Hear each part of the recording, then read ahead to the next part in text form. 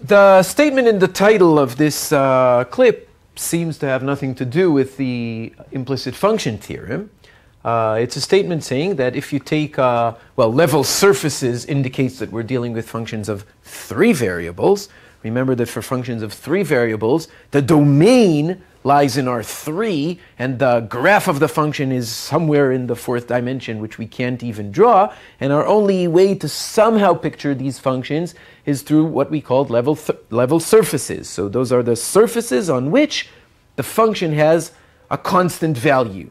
Okay, remember that discussion? We discussed, for example, the temperature at any given point in space, and we said that our bodies are the level surface corresponding to 37 degrees Celsius, approximately.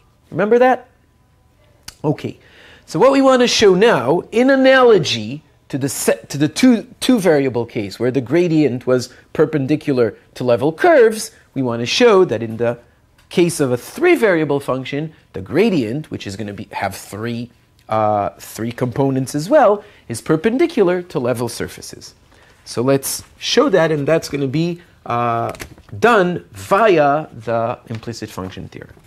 So suppose we have a function, a scalar function of 3 variables. Let's call it g. It's a function of 3 variables, and it's a C1 function, like all good and friendly functions in this course. At some point, which we're going to call m0, which is the point x0, y0, z0, g at that point, g at m0, so I'm going to write it, g at x0, y0, z0, is some value c0. That's the value of g at some point which we're looking at. Okay? And denote by S for surface, the level surface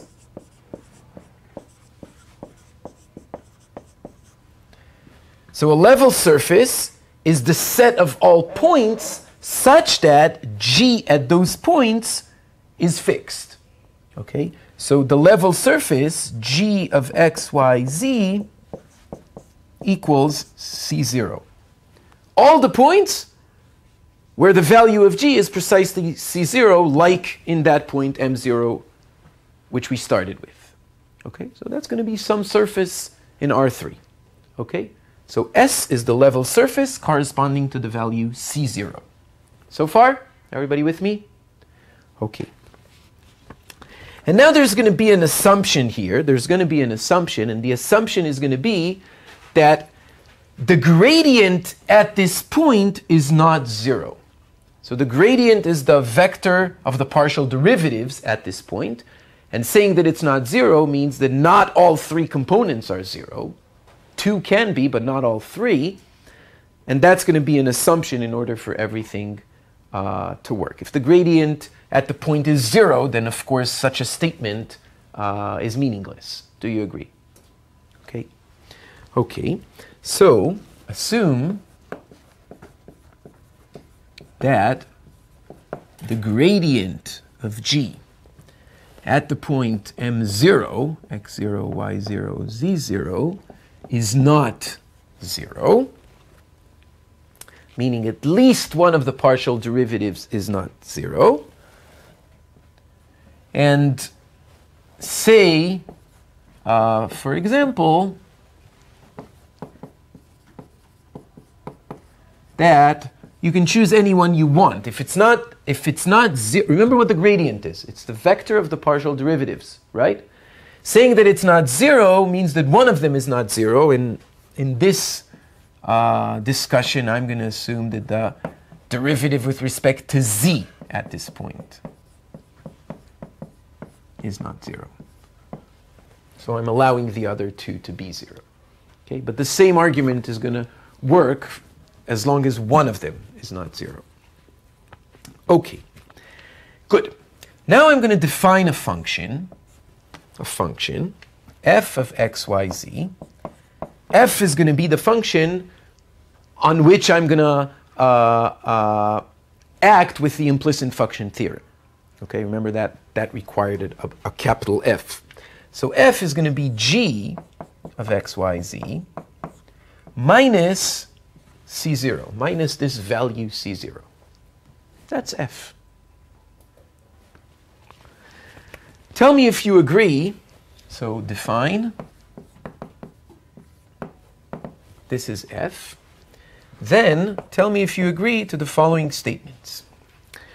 F at the point m0 is 0.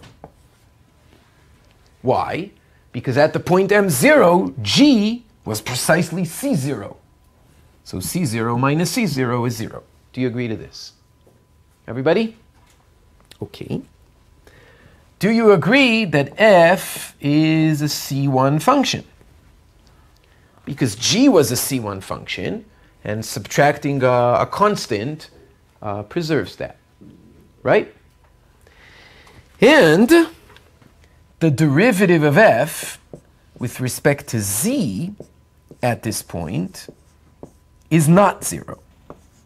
Why? Because the derivative of f with respect to z is the derivative of g with respect to z, because the derivative of this with respect to z is 0. This is a constant. And the derivative of g with respect to z is not 0, because that's the situation we're looking at. Do you agree? So does everybody agree to these three observations regarding f? Okay. These are precisely the three ingredients that we need in order for the implicit function theorem to hold for f. Do you agree? That will allow us to do what? Since we're taking the derivative with respect to z and checking that it's not 0, the implicit function theorem in this case would tell us that we can write z as a function of x and y. Do you agree? So let's write that. So by the implicit function theorem, implicit function theorem,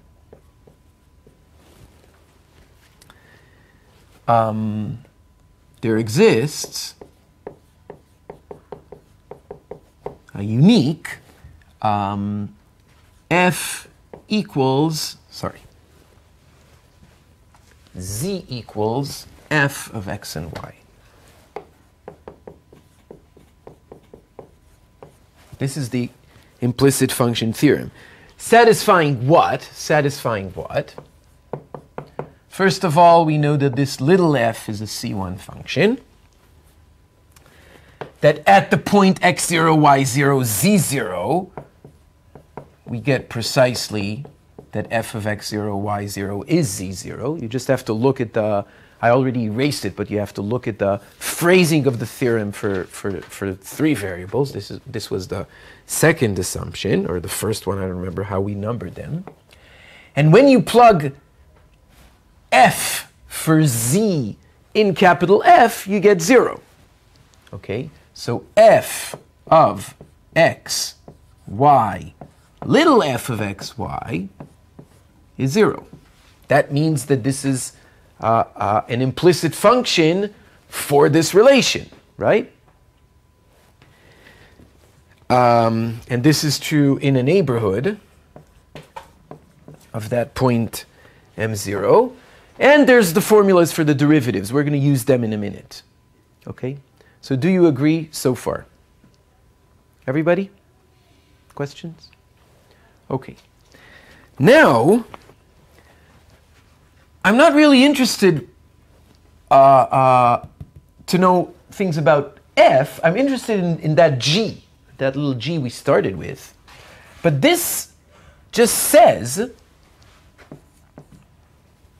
so g of x, y, f of x, y, f of x, y, f of x, y is just g of x, y, f of x, y minus c0. That's how we defined it. So g of this thing is c0. Do you agree? In a neighborhood of M0, near M0. Good? Okay.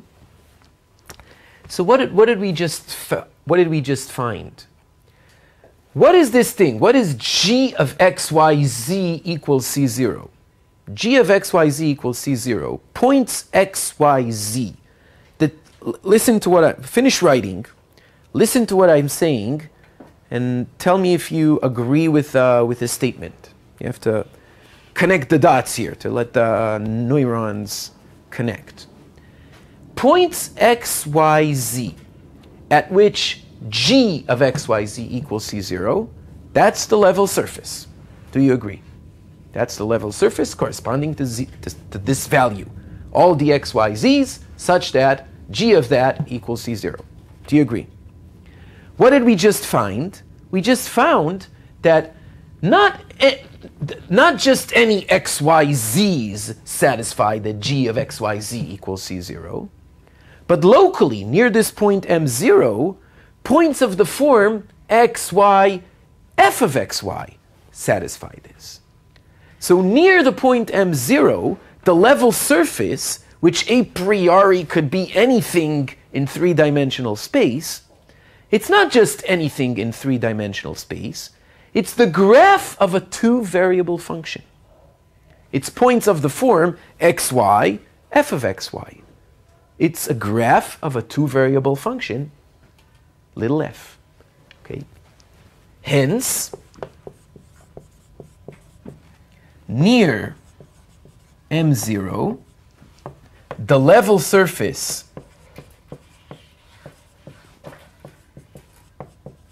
S is not just any abstract surface, which we don't know anything about, is the graph of fxy. It's a graph of a function. Do you agree? Okay, it's points of the form xy, fxy. Those are precisely points in three-dimensional space that are the graph of the function fxy. Clear? Okay, good. This is what we needed the implicit function theorem for. To say that near the point, the level surface is in fact a graph of a function. When we have a graph of a function, we know how to find its what's the word? The plane, the tangent plane. Thank you. The word tangent just escaped me. We know how to find its tangent plane. We know the formula for it. Okay? And we're going to find the tangent plane to this thing. That's going to be the tangent plane to the surface, because this is the surface. And that tangent plane is going to have a normal. And the surprise, well, it's not a surprise, that's the title of this discussion. The surprise is going to be that that normal is going to be none other than the gradient. Namely, the gradient is perpendicular to the level surface, to the tangent plane, to the level surface. Clear? Let's do that. Okay, so the tangent plane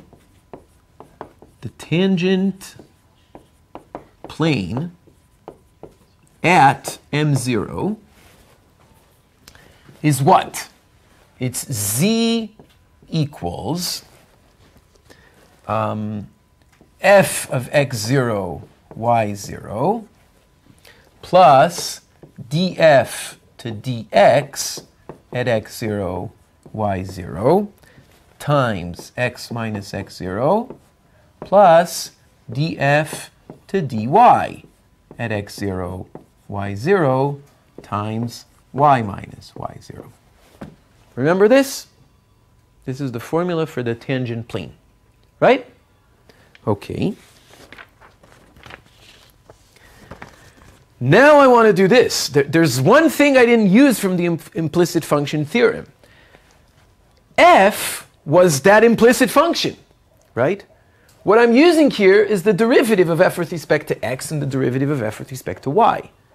I know how to find them using the implicit function theorem in terms of the derivatives of big F. Do you agree? Okay, so I'm going to replace that. I'm going to write z equals, let's call this, I'm just going to use notation to make things a bit more compact. Let's call this thing, this is just a value, let's call it z0. Okay? So z equals z0 plus, instead of the derivative of f with respect to x, I can write the derivative of, well, let's do it in 2 steps. Okay, I can write the derivative of f with respect to x divided by the derivative of f with respect to z. And there's a minus here. Do you agree that this is this by the implicit function theorem? Everybody? Times x minus x0. And likewise here, plus minus the derivative of f with respect to y, now it's capital F, divided by the derivative of f with respect to z, and all of this times y minus y0. Does everybody agree to this? This is just using the last part of the implicit function theorem, which tells us the formula for the derivative, for the partials of that implicit function. Okay? But remember what f was. F was g minus c0, right? So do you agree that the derivatives of f are the same as the derivatives of g? Because f is just g minus a scalar. Do you agree? So I'm going to replace these with little g. And I'm going to move things around a bit. So I'm going to subtract z0 here. I'm going to multiply everything throughout by, I'm going to do 3 steps in one line because I'm running out of board. But tell me if you agree. I'm going to multiply everything by df to dz. It's non-zero. Remember, that's our assumption. The gradient is not 0, and we assume that this one is not 0. So I'm going to multiply throughout by df to dz. Is that okay? Then I'm going to replace all the f's with little g's, because they have the same derivatives. F was just g minus a scalar. Okay? Okay, let's do that. So z minus z0 times df to dz, which I'm replacing by dg to dz, equals minus dg to dx times x minus x0 minus dg to dy times y minus y0. Does everybody agree? Good? Did everybody grasp this? Just 2 steps at once. Okay? And finally, I want to move these 2, which have minus signs, to the other side. So I'm going to get dg to dx times x minus x0 plus dg to dy times y minus y0 plus dg to dz times z minus z0 equals 0. Good? What is this? This is after manipulation, so don't get all blurred out by the math that's going on here. This was the tangent plane. The tangent plane, it's still the tangent plane, I just replaced some values and plugged in some values and did the same thing here and moved things from side to side. This is the tangent plane at the point. Okay? So what's its normal? A, B, C. That's the gradient. Do you see that? So this is the tangent plane to the level surface of the function g at the point m0 to s at m0,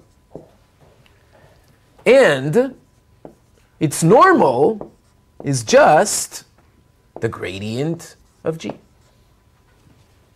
That's the normal. dg to dx, dg to dy, dg to dz. That's the gradient. Do you see that?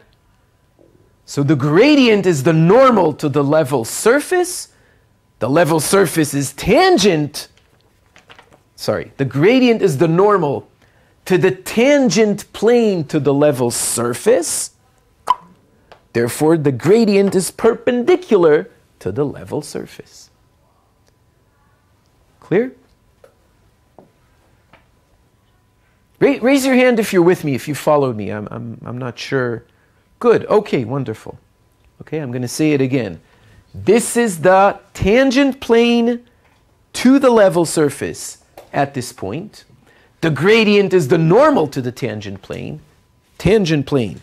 The gradient is the normal. Therefore, the gradient is perpendicular to the surface, to the level surface. Good? Let's do an example of how we use a fact like this. It's useful. It's in fact useful. So here's an example.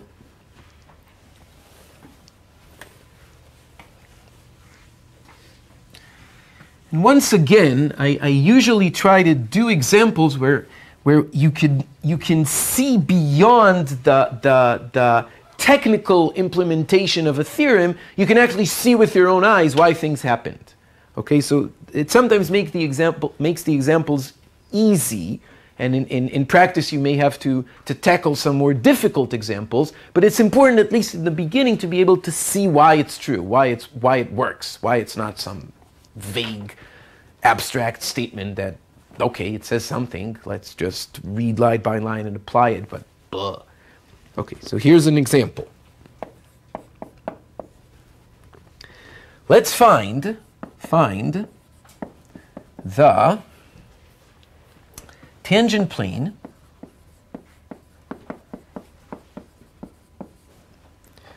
to the surface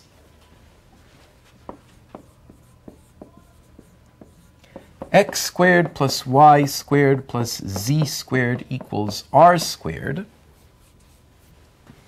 at the point 0, 0, r. Geometrically, what is this surface?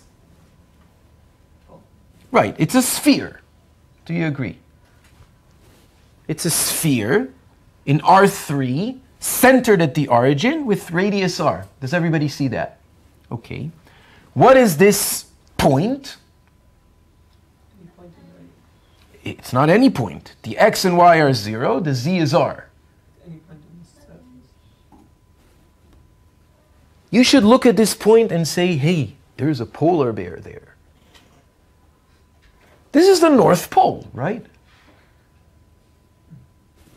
Come on. X squared. This is a sphere centered at the origin, right? Sphere. And that point 0, 0, r is precisely the North Pole. Do you agree? See the polar bear? Everybody? Okay. The poles are melting, so anyway. Okay, so I want to find the tangent plane to the surface at that point. Okay? So how do I do it? Define g of x, y, z, this is the function, to be x squared plus y squared plus z squared minus r squared. Do you agree that this surface is now the level surface corresponding to the value 0 for g? To the surface, so now our surface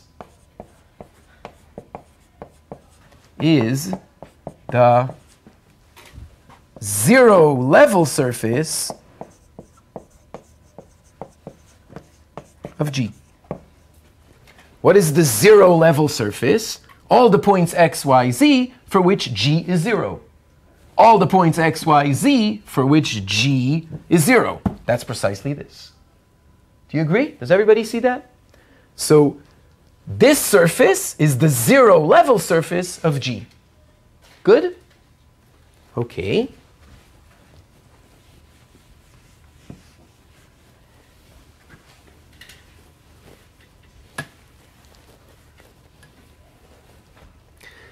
Do you agree that g is a C1 function?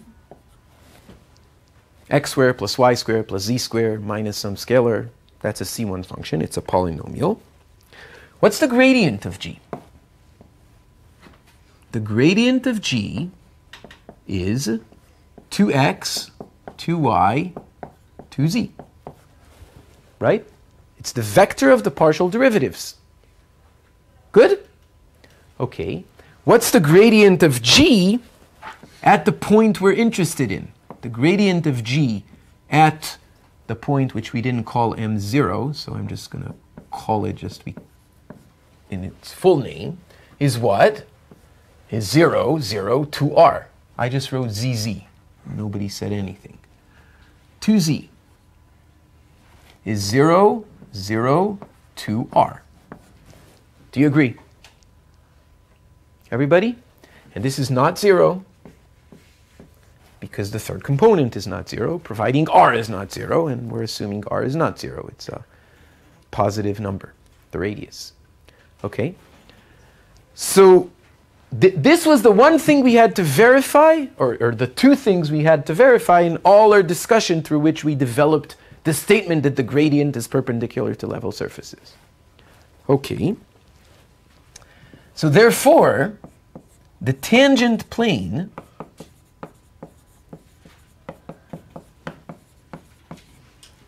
at 0, 0, 2r, according to what we found, is what? It's the gradient 0, 0, 2r dot, why am I writing dot? Let's go back here just for a second. This was the equation of the tangent plane to the surface, remember? Do you agree that I can write this compactly as the gradient dot scalar product x minus x0, y minus y0, z minus z0? Do you see that? Maybe I'll write it here. So this can be written as the gradient of g dot x minus x0, y minus y0, z minus z0 equals 0. Do you agree that this down here in blue and this is the same thing? Everybody? So that's what I'm going to use. So I'm writing the gradient, and then I'm using this, where x0, y0, and z0 are our point, 0, 0, r in that case. So the tangent plane is actually the gradient, 0, 0, 2r. Sorry. This is the tangent plane at 0, 0, r. The point we're interested in is the gradient at that point, dot x minus x0. What was x0? 0. Y minus 0. Z minus r. This is the tangent plane. Good? Everybody? So what is this? I like doing scalar products where many components are 0. That's easy. So it's zeros times something, 0, 0 times something, 0. So all I'm left with is 2r times z minus r equals 0. That's the tangent plane. Good? And this I can rewrite as 2rz minus 2r squared equals 0. Or I can cancel out a 2r here, because 2r is not 0, so I get z minus r equals 0, or z equals r. Do you agree? This is the tangent plane. Z equals r is just a plane parallel to the xy plane sitting at r. Do you agree? Let's go back for a minute to our little picture here. This is r. And what's the tangent plane at the North Pole? It's precisely the plane z equals r. Does everybody see that? That's the tangent plane to the surface at 0, 0, r. Good? Everybody? So nothing mysterious happened here. We found the answer which we were expecting. So this is a question you could have solved just by thinking for a minute. Good? Questions? Okay. So remember this. This is very useful. Gradient is perpendicular to level surfaces for functions of two variables. Gradient is perpendicular to level curves. And those facts are indeed very useful. Questions? Okay, so that's the end of this one.